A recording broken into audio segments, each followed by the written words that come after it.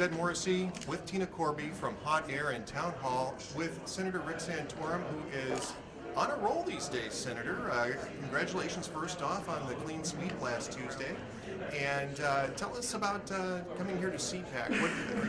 What are you going to be doing to build on that momentum of conservatives here? Well, talking to very influential people like Ed Morrissey and Tina Corby, and trying to build on the endorsement that I got from you, Ed, and it was a very timely one, much appreciated.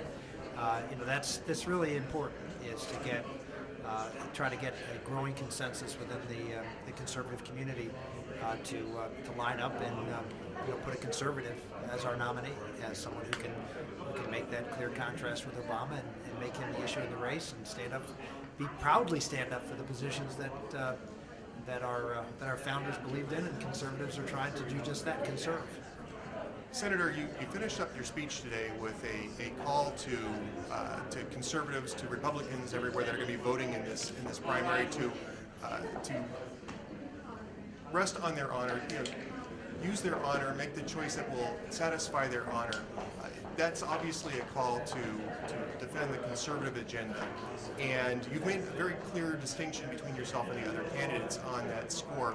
I also saw earlier today, talking a little bit about honor, that you're not planning on going negative in terms of personal or business attacks on the other candidates.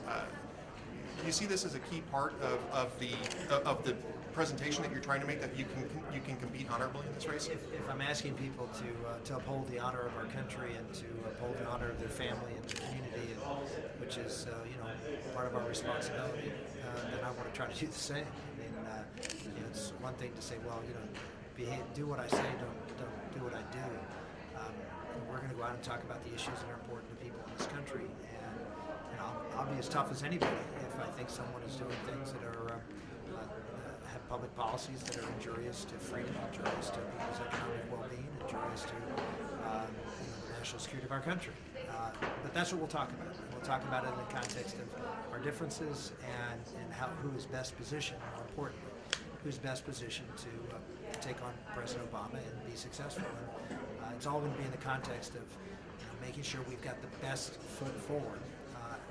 It's just going to be a pretty tough thing to do, beat a Democratic incumbent president, and all the trappings of a liberal has in running in this country. Senator, you were in my home state of Oklahoma yesterday. Where are you from? I'm from Edmond. Oh, okay. And I was not in Edmond. Sorry. Tulsa. Tulsa and Oklahoma City. Right. Edmond's right outside of Oklahoma City. Okay. So, but I hear you had quite a crowd show up for you there, and you've made the case for yourself that you appeal to the middle of the country in a way that the other candidates maybe don't. It's common that when a politician is in Washington or a president is in the White House, that the DC disconnect just sets in. So what will you do to ensure that you stay connected to the heart of the country if you're president? Well, probably the easiest way is to make sure that I'm still a good husband and father, and raising 7 kids and going through that. That gives you a real dose of reality every day of dealing with the issues that every mom and dad has to deal with. I'm sure it's no different. It certainly was no different when I was in the Senate, and I think it grounded me a lot when I was there. The other thing is, not that I've thought a lot about this, but I think it is important to have that interaction with folks, sort of from every walk of America, and I would make sure that we structure time to have that kind of interaction with people, not in structured forms with just donors and party activists show up, but in making sure that we have a real opportunity not just to meet and greet, but have a chance to talk to people about what their concerns and problems are. You've definitely done that, and you talked about the kitchen table. I remember one of your speeches, and it just really resonated because it seemed like you felt what we're feeling. And also, as a young person, you mentioned you have 7 children. What can you do to tailor your message and to really appeal to millennials, particularly on the issue of entitlement reform, just given that we're the ones paying into a system we probably will never see it? It should be easier this time to make the case to a generation that is facing double-digit unemployment and high double-digit unemployment as they come out of high school and college. That's facing a $5 trillion extra debt burden that they're going to have to pay. That's facing a world that is more unstable and unsafe. This should be pretty easy, relatively speaking. And 4 years ago, to make the case to the people, the young people of America, that President Obama has not done what he promised he would do. He has not been a force for change, for good, for the next generation, and that we need someone out there who has the vision to be able to create opportunities for young people and reduce this burden of debt, and particularly deal with the entitlement issue to make sure that they're going to be solvent when they reach that age, without taxing them to the point where the economy of this country is going to suffer, and they'll suffer to pay for those benefits today.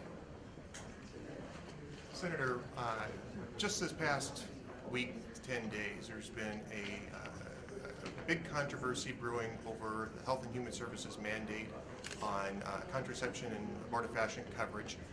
Today, I'm not sure if you're aware of this, okay, you are, that the Obama administration announced an accommodation that said that the mandate would stay in place for religious organizations outside of actual churches and houses of worship, but that insurers would pay the cost rather than the religious organizations. First off, is that a change at all from what was originally announced? And doesn't this validate the issues that social conservatives have had with not just Obamacare, but also the Obama administration all along? This isn't a social conservative issue. This is a First Amendment issue. I mean, this is a freedom of conscience issue. And on what type of thing? Look at what we're talking about. We're talking about insurance. Insurance is something that you buy for expensive or financially catastrophic occurrences. You buy insurance so it won't affect your financial condition. The things that we're talking about here that they're forcing Catholic organizations to buy are not expensive things. They are actually relatively inexpensive healthcare expenditures. And yet they're using insurance to impose their will and crush the freedom of religion that Catholics used to be able to exercise in this country. And so they're going to extreme measures to force people to do things as they say. And going to insurance companies, where do insurance companies get their money from?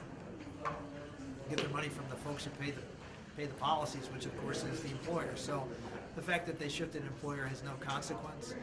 You've now just eliminated every faith-based insurance company because now if you have a Catholic insurance company that provides health care, they're not going to be able to do this. So you haven't changed that.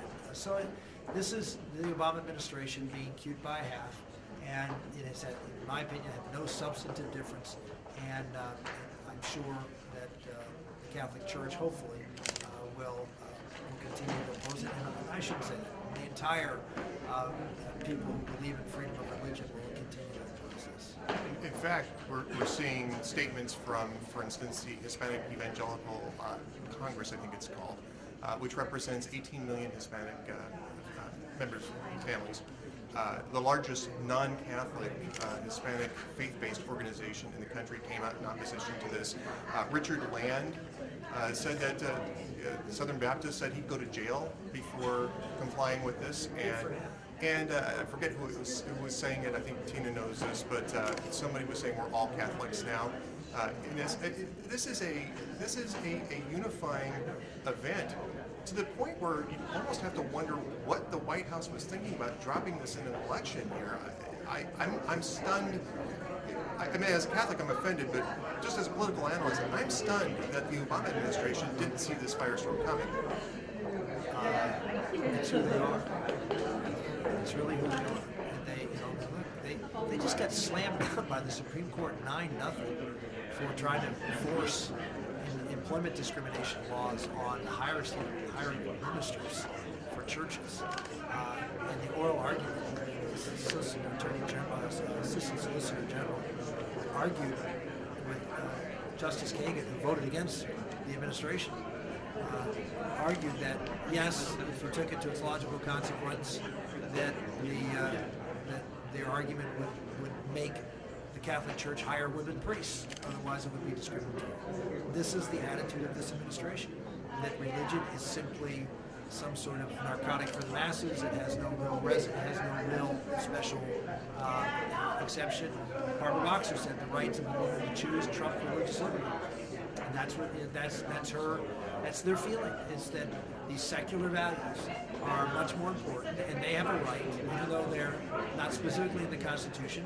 They believe their rights just as important as the Constitution. In fact, they're more important because they're theirs, and therefore they should be able to impose them on everybody else. But at the same time, they complain about those of us who stand up and say the things that we say about life and marriage, that we're imposing our values. Fascinating. Senator, we know you don't have very much time, so we just wanted to thank you so much for sitting down with us and talking to us. And how does this compare with your past CPACs? It's my last one. A little bit more attention this time around. It's been great. It's always fun to come to see you. Well, thank you again. We appreciate your time.